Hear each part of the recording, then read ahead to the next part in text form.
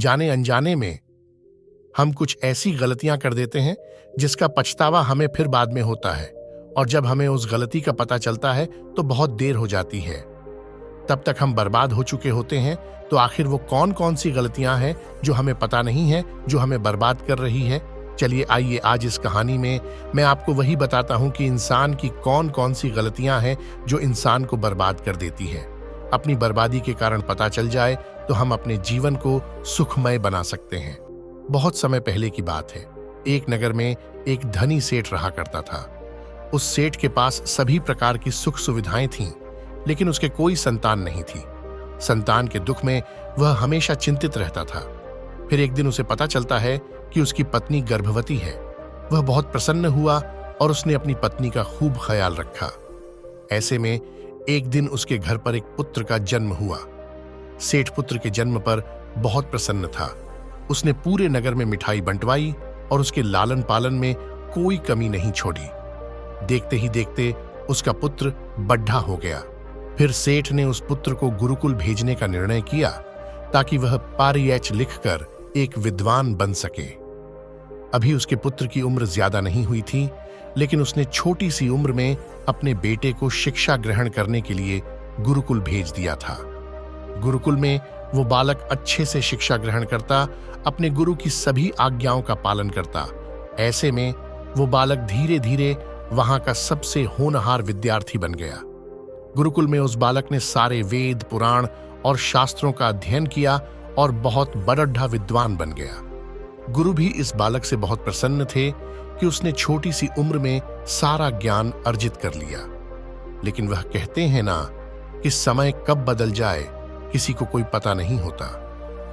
ऐसे ही एक दिन किसी प्राकृतिक आपदा की वजह से उसके माता पिता की मृत्यु हो गई, और जब उसके माता पिता की मृत्यु हुई तब तक उस बालक की शिक्षा पूर्ण नहीं हुई थी।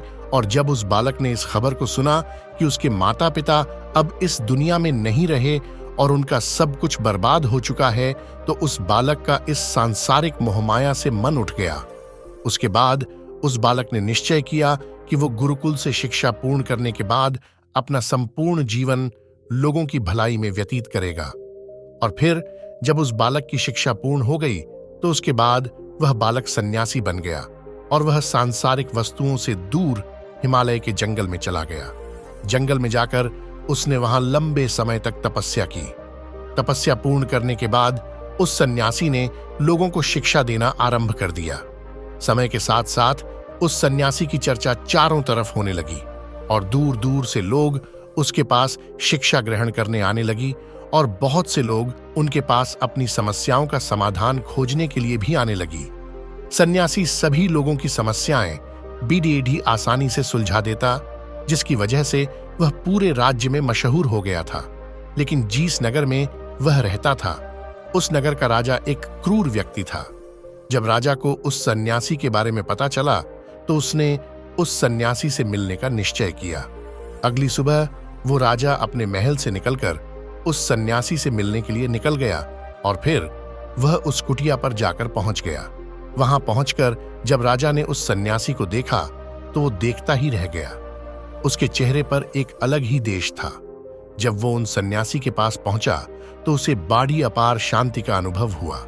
उस राजा ने उस सन्यासी को प्रणाम किया और उनके पास बैठ गया और उनसे वार्तालाप करने लगा। वो राजा पहले ही मुलाकात में उस सन्यासी के व्यक्तित्व से इतना प्रभावित हुआ कि उसने उसी समय से अच्छाई की राह पर चलने की ठान ली, और मन ही मन सोचने लगा कि इतनी छोटी सी मुलाकात में यह सन्यासी मुझे इतना बदल सकता है, तो अगर ये हमेशा मेरे साथ ही रहने लगे तो मेरी तो जिंदगी ही बदल जाएगी। और यही सोचकर राजा सन्यासी से अपने महल चलने के लिए आग्रह करने लगा। राजा का आग्रह सुनकर सन्यासी मना नहीं कर पाया और वो राजमहल चलने को तैयार हो गई।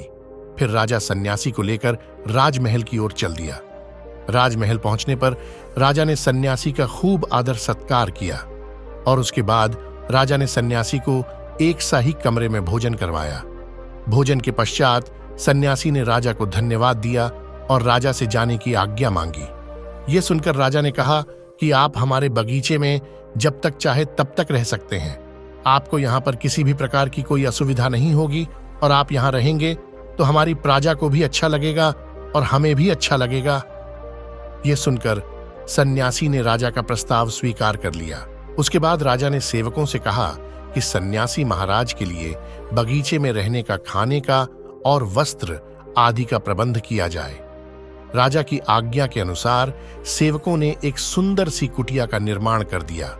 उसके बाद वह सन्यासी उसी कुटिया में रहने लागे। सन्यासी को उस कुटिया में रहते रहते कई साल बीत गए और इस दौरान राजा ने उनकी खूब सेवा की। परंतु कई सालों बाद one दिन राजा और रानी को आवश्यक कार्य के लिए दूसरे राज्य जाना पड़ा, लेकिन उन्होंने एक सेवादार को सन्यासी की सेवा के लिए नियुक्त कर दिया। परंतु वह सेवादार राजा के जाने के बाद बीमार पड़ी गई और अपने घर चला गया और कभी लौटकर वापस नहीं आया। तो सन्यासी ने क्रोध में आकर उस राजा को खूब सुनाया और राजा से कहा कि हे राजन, जो जिम्मेदारी तुम पूरी नहीं कर सकते तो वो उठाते ही क्यों हो। तब राजा ने सन्यासी से क्षमा मांगते हुए कहा कि हे भगवान, यदि मुझसे कोई भूल हो गई हो तो मैं उसके लिए आपसे क्षमा मांगता हूं। मुझे क्षमा कर दीजिए और आप अपना क्रोध शांत कीजिए और मुझे बताइए कि आखिर हुआ क्या है। यह सुनकर उस सन्यासी ने कहा कि तुम्हारे जाने के बाद मुझे यहां पर किसी ने भोजन नहीं दिया और मैं बहुत दिनों तक भूखा ही रहा। मुझे यहां पर आकर किसी ने पूछा तक नहीं कि मैं किस हाल में हूं। यह सुनकर राजा ने सन्यासी से क्षमा मांगी और कहा कि हे भगवान, आज के बाद में ऐसी कोई भी गलती नहीं होगी। फिर कुछ देर बाद मामला शांत हो गया। जब राजा और सन्यासी के बीच वार्तालाप हो रही थी तो रानी भी ये सब वार्तालाप चुपके से सुन रही थी और सब कुछ देख रही थी। उसके बाद राजा ने उस सन्यासी को कोई भी शिकायत का मौका नहीं दिया और उसकी खूब सेवा की। परंतु कुछ दिनों बाद राजा को फिर किसी आवश्यक कार्य से अपने राज्य से बाहर जाना पड़ा, लेकिन इस बार राजा ने राज्य से बाहर जाने से पहले अपनी रानी को कहा कि जब तक मैं नहीं आऊं तब तक आप स्वयं सन्यासी की देखभाल करूंगी। यह सुनकर रानी ने कहा कि जी महाराज, आप निश्चिंत होकर जाइए, मैं सन्यासी महाराज की अच्छे से देखभाल करूंगी। उसके बाद रानी हर रोज भोजन बनाकर सन्यासी महाराज को भेज दी थी, लेकिन one दिन रानी नहाने के लिए चली गई और सन्यासी को भोजन देना भूल गई। सन्यासी ने काफी देर तक भोजन का इंतजार किया, लेकिन जब भोजन नहीं आया तब सन्यासी सोच में पड़ गया कि आज खाना क्यों नहीं आया। उसके बाद सन्यासियों ने सोचा कि वो खुद महल में जाकर देखेगा कि आखिर अब तक खाना क्यों नहीं आया, और फिर वो महल पहुंच गया। जब वो महल के अंदर पहुंचा तो वहां उसकी नजर रानी पर पड़ी थी। रानी के लंबे लंबे घने काले केस जो कि उसकी कमर पर लहरा रहे थे, उसकी कजरारी आंखें जो देखने मात्र से ही घायल कर दी, उसकी हिरनी जैसी चाल। रानी के इतने सुंदर रूप को देखकर सन्यासी चकित हो गया और रानी की सुंदरता सन्यासी के मन में घर कार गई और वह वहां से बिना कुछ कहे ही अपनी कुटिया में लौट आया। सन्यासी रानी के रूप में सुंदरता को भुला न सका और वो खाना पीना छोड़ कर अपनी कुटिया में पैठिया रहा। उसने कई दिनों तक कुछ भी नहीं खाया। इस वजह से वो बहुत कमजोर हो गया। फिर कुछ समय बाद राजा वापस लौटे और जब उसे सन्यासी की हालत का पता चला तो वो सीधे सन्यासी के पास पहुंच गए और बोले कि हे भगवान, क्या बात है, आपको क्या हो गया और आप इतने कमजोर कैसे हो गए? आखिर आपको किस बात की चिंता है और आप किस गहरी सोच में डूबे हो? क्या मुझसे कोई भूल हो गई है? तब सन्यासी ने कहा कि नहीं राजन, आपसे कोई भूल नहीं हुई है। यह सुनकर राजा ने कहा, तो फिर आखिर क्या बात है, आप मुझे बताइए, मैं आपकी परेशानी जरूर दूर करूंगा। यह सुनकर सन्यासी ने राजा से कहा कि हे राजन, मैं आपकी रानी की अद्भुत सुंदरता को देखकर उनकी सुंदरता के फेर में पड्डेज गया हूं और अब मैं रानी के बिना जिंदा भी नहीं रह सकता। यह सुनकर राजा हैरान हो गया और कुछ देर सोचने के बाद राजा ने उस सन्यासी से कहा, मैं आपको रानी दे दूंगा। यह सुनकर सन्यासी बहुत प्रसन्न हुआ। फिर राजा सन्यासी को लेकर महल चले गए और जब राजा और सन्यासी महल पहुंचे तो उस दिन रानी ने अपने सबसे सुंदर वस्त्र और गहने पहने हुए थे। फिर राजा रानी के पास पहुंचे और राजा ने रानी से कहा कि आपको इस सन्यासी की मदद करनी चाहिए। ये बहुत कमजोर पड़े गए हैं और मैं नहीं चाहता कि किसी ज्ञानी पुरुष की हत्या का कलंक मेरे सर पर लगे। उसके बाद राजा ने रानी से पूछा कि क्या आप ये बाप अपने सिर पर लेना चाहती हैं राजा की यह बात सुनकर रानी ने राजा से पूछा कि आखिर इन सन्यासी के इस दुख का कारण क्या है। तो राजा ने रानी से कहा कि सन्यासी आपकी अद्भुत सुंदरता के दीवाने हो गए हैं। राजा की यह बात सुनकर रानी ने कहा कि राजन, आप चिंता मत करिए, अब आप सब कुछ मेरे ऊपर छोड़ दीजिए। मुझे पता है कि मुझे अब क्या करना है। उससे आपके ऊपर ना तो सन्यासी की हत्या का पाप लगेगा और ना ही उससे मेरे पवित्र धर्म का नाश होगा। रानी की यह बात सुनकर राजा ने रानी को सन्यासी को सौंप दिया। उसके बाद सन्यासी रानी को लेकर कुटिया पर पहुंचे। जब रानी सन्यासी की कुटिया पर पहुंची तो रानी ने सन्यासी से कहा कि हमें रहने के लिए घर चाहिए, हम इस झोपड़ी में नहीं रह सकते। ये सुनकर सन्यासी राजा के पास गया और राजा से जाकर बोला कि हे राजन, हमें रहने के लिए एक घर चाहिए। सन्यासी की बात सुनकर राजा ने उनके लिए घर का प्रबंध कर दिया। फिर सन्यासी रानी को लेकर घर पहुंचा। जब रानी सन्यासी के साथ उस घर पर पहुंची तो रानी ने सन्यासी से कहा कि यह घर तो बहुत गंदा है और इसकी हालत बहुत खराब है, मैं इस घर में नहीं रह सकती। यह सुनकर सन्यासी फिर से राजा के पास गया और राजा के पास जाकर बोला कि हे राजन, जो आपने हमें घर दिया है उस घर की हालत बहुत खराब है। सन्यासी की बात सुनकर राजा ने उस घर की हालत ठीक करवा दी। उसके बाद फिर रानी घर के अंदर गई और नहा धोकर बिस्तर पर आ गई। फिर सन्यासी भी बिस्तर पर आ गया। फिर उसके बाद रानी ने सन्यासी से कहा कि आपको पता है कि आप कौन हैं और आप अब क्या बन गए हैं। आप एक महान सन्यासी थे जिसके लिए राजा स्वयं सारी जरूरत की वस्तुएं उपलब्ध करा दिए थे, जिसके पास लोग दूर दूर से ज्ञान ग्रहण करने आते थे, जो लोगों को सत्य की राह दिखाया करते थे, जो लोगों की समस्याओं का समाधान करते थे, जिनको सभी लोग एक गुरु मानते थे, जिनकी सब भगवान के रूप में पूजा किया करते थे। और आज आप वासना के कारण मेरे गुलाम हो गए हैं। रानी की यह बात सुनकर उस सन्यासी को एक झटका लगा और उसे महसूस हुआ कि वो तो एक सन्यासी हैं और वो ये सब क्या कर रहा है। वो तो ये सारी सुख सुविधाओं को छोड़कर शांति की तलाश में जंगलों में चला गया था। जब सन्यासी को सुध-बुध आई तो वह जोर जोर से रोने लगा और चिल्लाने लगा और रानी से कहने लगा कि मुझे क्षमा कीजिए रानी, मैं ये क्या करने जा रहा था, मैं अभी आपको राजा को सौंप कर आता हूं। सन्यासी की ये बात सुनकर रानी ने सन्यासी से प्रश्न किया कि महाराज, मेरे मन में एक प्रश्न उठ रहा है, कृपया मेरे प्रश्न का उत्तर दीजिए। रानी की बात सुनकर सन्यासी ने कहा कि पूछो, तुम्हारा क्या प्रश्न है। फिर रानी ने कहा कि जब आपको उस दिन भोजन नहीं मिला तो आप बहुत क्रोधित हो गए। तब मैंने आपका ये रूप पहली बार देखा था और तभी से मैं आपके व्यवहार में परिवर्तन महसूस कर रही हूं। ऐसा क्यों हुआ महाराज? आखिर आपको इतना क्रोध क्यों आया? रानी की बात सुनकर सन्यासी ने रानी को समझाया कि जब मैं जंगल में था तो मुझे समय पर भोजन भी नहीं मिलता था, लेकिन जब मैं महल में आया तो महल में आने के बाद मुझे सारी सुख सुविधाएं मिली और फिर मैं इन सभी सुख सुविधाओं के मुंह में फंस गया और मुझे इसके प्रति लगाव उत्पन्न हो गया और फिर मुझे इसको पाने का लालच उत्पन्न हो गया और जब मुझे ये नहीं मिला तो मेरे अंदर क्रोध उत्पन्न हो। फिर रानी ने कहा कि महाराज, सच तो ये है कि अगर इच्छा पूरी नहीं हो तो क्रोध उत्पन्न होता है और अगर इच्छा पूरी हो जाए तो लालच पड़ीडीच जाता है। फिर सन्यासी ने रानी से कहा, यह इच्छा की पूर्ति ही मुझे वासना के द्वार तक लेकर आई है और मैं आपके प्रति आकर्षित हो गया। इसके बाद वह सन्यासी रानी को लेकर राजा के पास गया और बोला कि राजन, मुझे क्षमा कर दीजिए, मुझे अपनी गलती का एहसास हो गया है।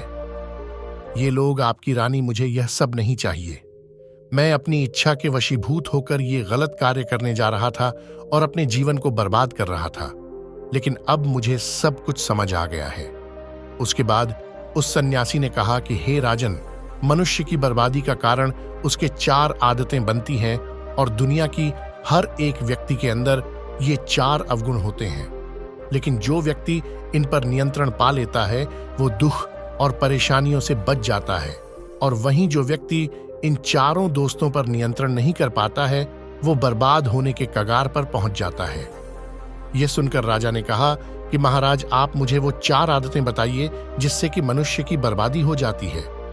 फिर सन्यासी ने राजा को मनुष्य को बर्बाद करने वाली आदतों के बारे में बताया कि हे राजन, मनुष्य को बर्बाद करने वाली पहली आदत है इच्छा, क्योंकि इच्छा ही दुनिया की हर एक व्यक्ति के अंदर सबसे पहला अवगुण होता है, और जो व्यक्ति अपनी इच्छाओं को नियंत्रण में नहीं रख पाता है वो जीवन के किसी भी क्षेत्र में सफल नहीं हो पाता है, क्योंकि जैसे ही उसकी एक इच्छा पूरी होती है वो दूसरी की ओर बढ़ने लगता है, और दूसरी पूरी होती है तो तीसरी इच्छा उसके मन में जागृत हो जाती है, और फिर ऐसे करते करते इच्छाओं पर नियंत्रण ना होने के कारण इसी जाल में उलझा रहता है और दुखी रहता है।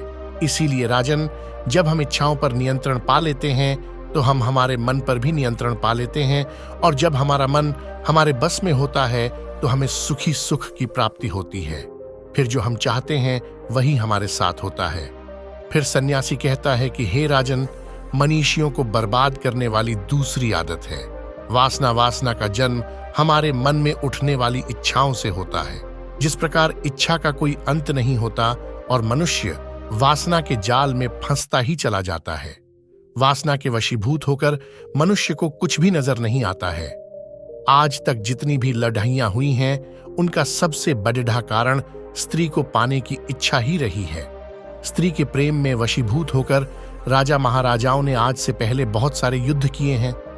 रावण ने संसार का सबसे बुद्धिमान व्यक्ति था, लेकिन उसने भी माता सीता की सुंदरता की फिर में आकर अपना सब कुछ बर्बाद कर लिया।